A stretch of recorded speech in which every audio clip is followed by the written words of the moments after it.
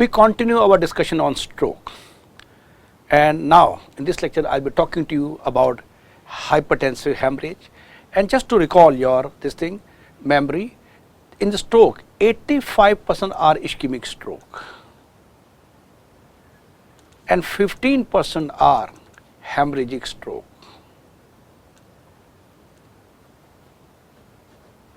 And we also know that the commonest cause of hemorrhagic stroke is trauma, and the second most common cause is hypertension. So in this particular lecture I will be talking to mainly regarding hemorrhage which occur due to hypertension. Now what are the types of hemorrhage occur due to hypertension? It could be parenchymal bleed,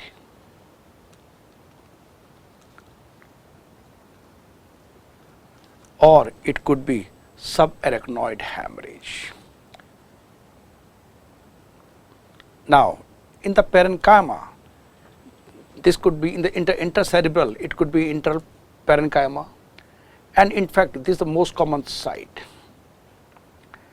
And other thing which we have is basal ganglia, pons, cerebellum and thalamus. These are the sites of hypertensive bleed, including parenchyma.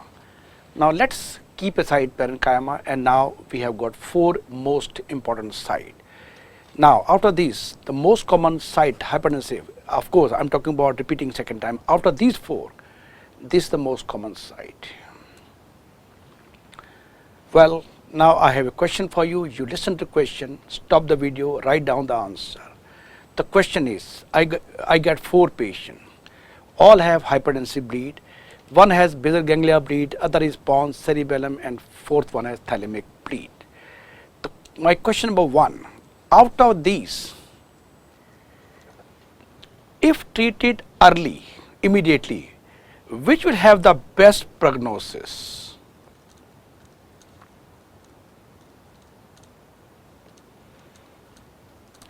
If out of all the, if you do not treat or treatment is delayed, which will have the worst prognosis?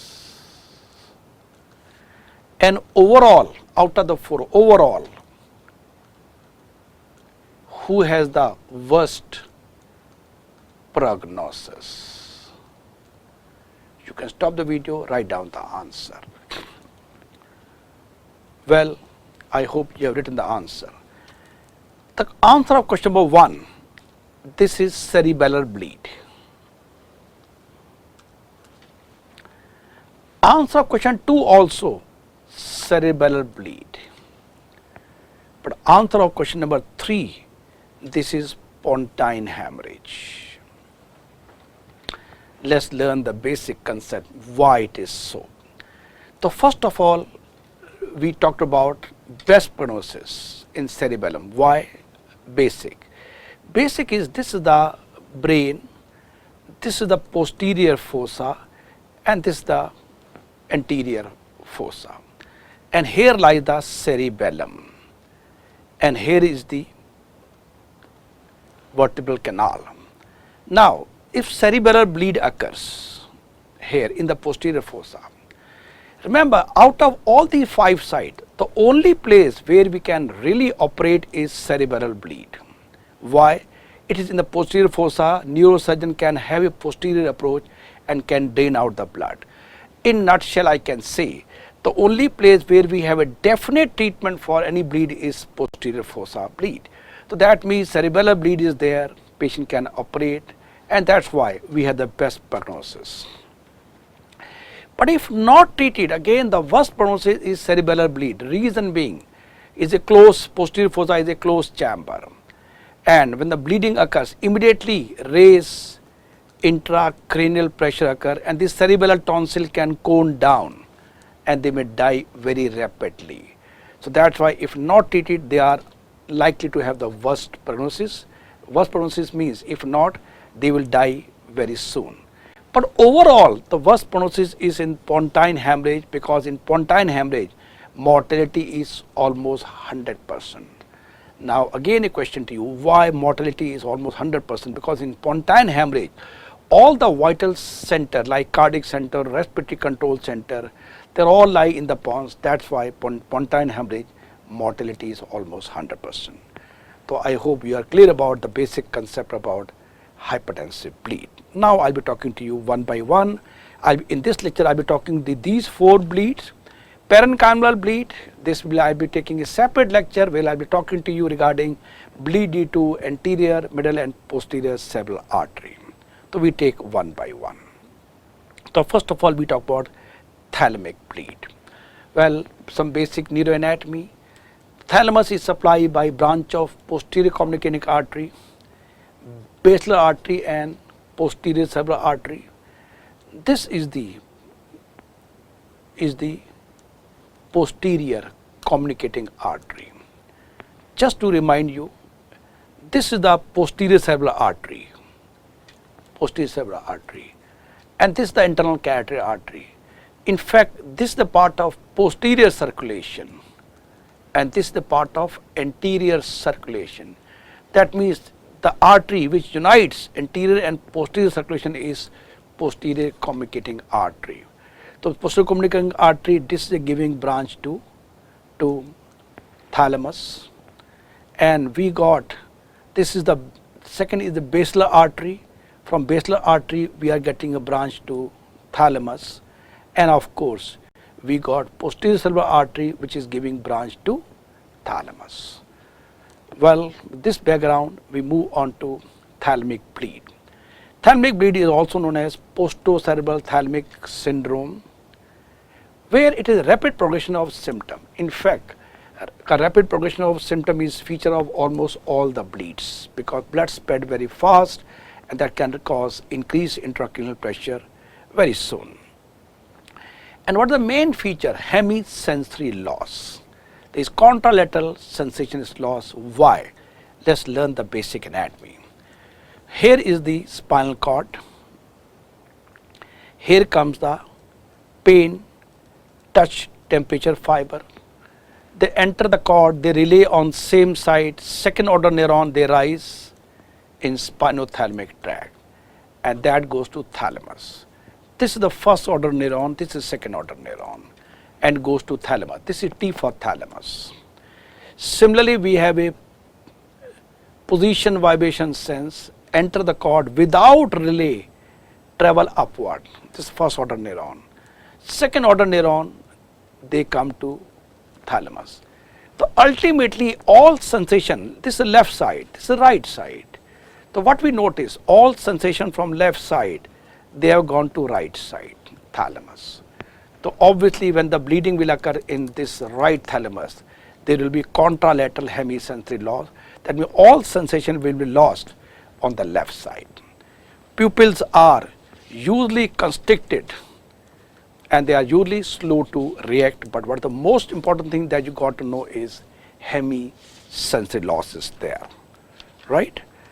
Well, so I hope you are clear about the basic anatomy why hemisensory loss will be there. Now you can see a beautiful picture of thalamic bleed. Okay, and just to remind you, the best initial test for any stroke is plain CT, that is without contrast, because whenever a bleeding occurs, we never use contrast. Okay.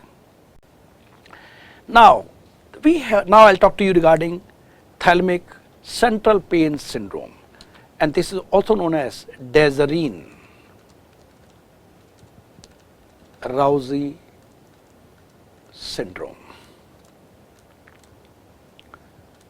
It occurs in the recovery phase of thalamic bleed. Now what happened? Again we learn the basic concept. Just now I told you this is the thalamus. Okay, rather now what happened in thalamic bleed?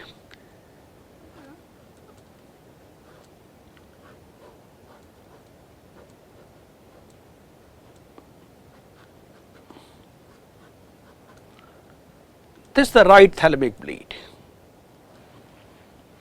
and what I told you just now, there will be loss of all sensation on the left side. This is what happened in the thalamic bleed. Now during the recovery phase, now this is a thalamus where bleeding has occurred.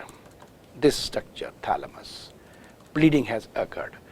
And since bleeding has occurred, entire function of thalamus gone and we got hemisensory loss. Now in the recovery phase, scavenger cells, they remove this blood and thalamus function restarts. But in the initial stage of recovery, because its function is not complete, the patient has hypersensitivity.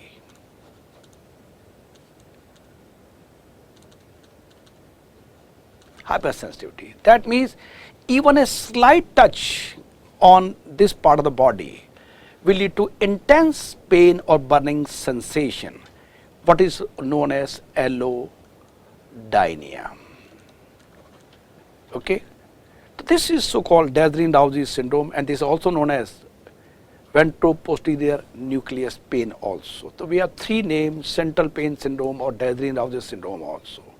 So I hope you are clear about Dejerine-Roussy syndrome. Now we talk about basal ganglia. Putamen is the main site of bleeding. Now again a question for you. What is the most common manifestation of putamen bleed? You can stop the video, write down the answer. Question is, most common manifestation of putamen bleed is.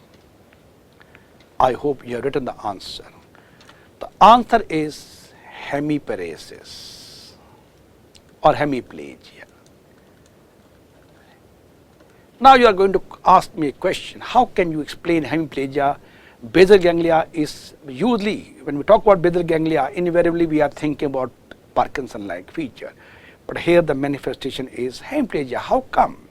How can you explain? Yes, for that again we learn the basic anatomy. So friends, this is the internal capsule and here is the putamen and here is the globus pallidus, and in fact this is the basal ganglia. Yes, it is visible. And this is the caudate nucleus. Here is the thalamus. Now what happened? Bleeding occurs in putamen and this blood goes, because they are very closely packed fiber, and that goes, the blood goes to internal capsule. And remember, it's the anterior limb, it's a posterior limb. And again recalling your anatomy, this is the anterior limb, this is the posterior limb, this is the motor fiber, this is sensory fiber. So as the blood comes from the putamen and it may involve the motor and sensory fiber. That's why patients usually manifest as, immediate manifestation is hemiplegia with loss of sensation also. So I hope you are clear about what the basic. Remember, bleeding does not occur directly into internal capsule. And which artery are involved in this particular bleeding? Medial and lateral striate branches of middle cerebral artery. Well, so as I told you, this is the bleeding, putamen hemorrhage is there, and they manifest with contralateral hemiplegia and contralateral hemianesthesia. Okay, I hope things are clear to you because now your basics are very, very strong. Basal ganglia bleed, again you can see hyperdense area in CT scan. Now pontine hemorrhage, patient usually come with deep coma and usually death occurs within 48 hours. The reason being all vital centers are quite near. Overall, as in the very beginning I told you, overall the worst prognosis occur in pontine hemorrhage, right? So what happened? Patient has quadriplegia. Patient has pinpoint pupils.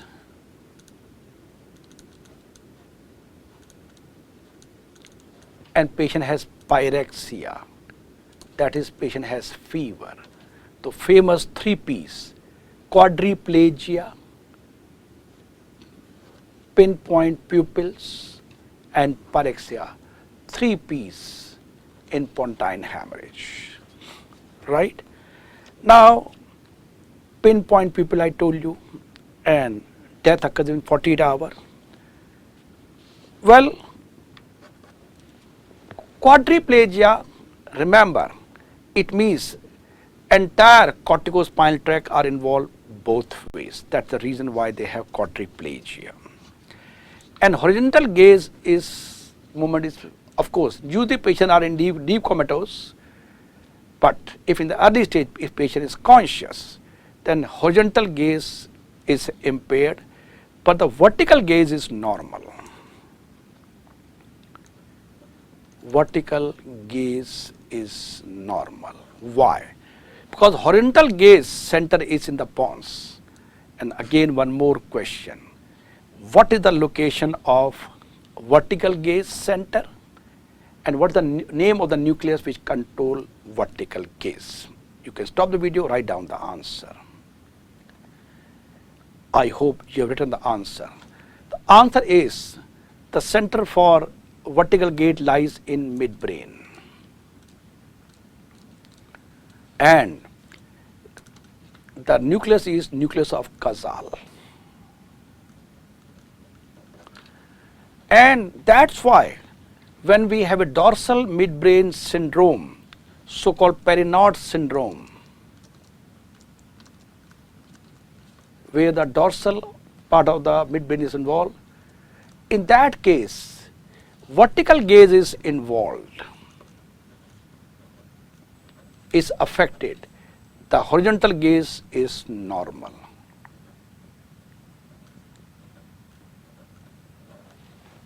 I hope you are clear about the vertical and the horizontal gaze. Well, this is a pontine hemorrhage. Cerebral hemorrhage, already discussed, 5 to 10% cases. The clinical presentation is usually vertigo, dizziness.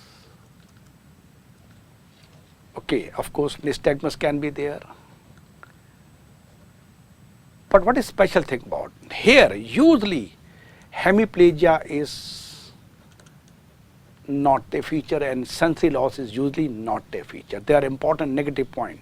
But remember, in putamen bleed, the hemiplegia and hemisensory loss was there. In thalamus, sensory loss was there. In pontine hemorrhage, quadriplegia is there. But this one entity where some paralysis is not a feature. And as I told you, the notorious tendency to progress very fast, the reason I already discussed in great detail. And blood supply of cerebellum is from superior cerebral artery, interior inferior cerebral artery, and posterior inferior cerebral artery, so-called pica. So SCA, ICA and pica. Pica is a branch of vertebral artery, and other two are the branch of basilar artery. You can see basilar artery and pica. Okay. Well, one more question for you. Tell me, what is the other name? We have one entity called so-called pica syndrome. And what is the other name of this syndrome? You can stop the video, write down the answer.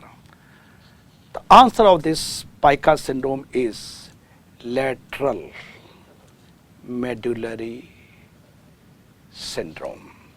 And this syndrome you can see in great detail in my another lecture of cerebral artery syndrome, where I go anterior, middle and posterior cerebral artery syndrome. You can see in more detail. So you can see the cerebellar bleed, and I told you this can very well cone down into the vertebral canal and can lead to. Now this parenchymal bleed, mainly the territory of middle cerebral artery, but this I'll talk in much more detail in a separate lecture, as I told you in the very beginning. Anterior, middle and cerebral artery, posterior cerebral artery bleed and lesion in a separate lecture. You can see that. So let's have a quick recap of what we learned in this particular lecture. We learned about parenchymal bleed, of course intracerebral bleed, to be more precise. Parenchyma is most common, but out of the four, thalamus, putamen is the most common site, pons and cerebellum. Thalamus usually come with the hemisensory loss. This comes with a motor hemiplegia and hemianesthesia. Hemianesthesia thalamus. Pons is quadriplegia with deep coma and high grade fever. 3 P's are there. Cerebellum has the best prognosis. No hemiplegia. If treated early, the best prognosis. If not, again has the worst early prognosis. And thalamic bleed is Deathry-Nauzis syndrome. Okay, and putamen is hemisensory and hemianesthesia, hemiplegia, deep coma, total paralysis, pinpoint pupil, 3 P's, cerebral vertigo and headache. Thank you very much for watching this video.